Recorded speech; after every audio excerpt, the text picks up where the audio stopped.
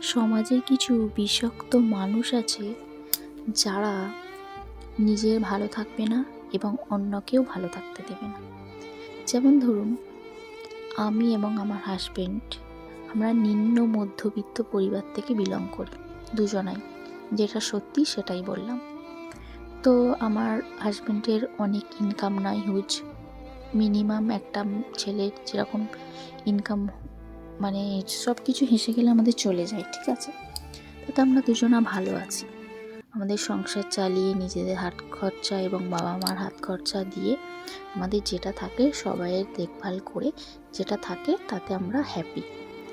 সেইটুকু জমিয়ে আমরা নিজেদের মতো করে ঘুরতে যাই বা নিজেদের শখগুলো মেটাই।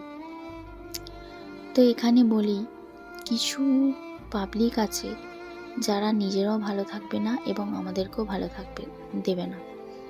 তাদের কুনজরে আমার এবং আমার হাজবেন্ডের একের পর এক শরীর খারাপ হয়েই যাচ্ছে।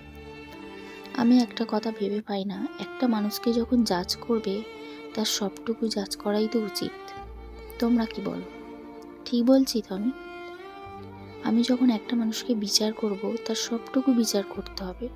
তার সব কিছু দিয়ে আর একটা মানুষের সব কিছু নিয়ে তবেই বিচারটা হবে। তার একদিকটা দেখব সে কি করছে, আর একদিকটা দেখব না যে তার কত টাকা ইনকাম। আমার হাজবেন্ডের সঙ্গে যদি অন্য হাজবেন্ডের তুলনা করি, তাহলে তার সব কিছুটাই তো তুলনা করব, তার ইনকাম, তার মানে এভরিথিং, সব কিছুতেই তুলনা করা উচিত। বলো তোমরা, একটু কমেন্টে বলে দিও তো ঝটপট।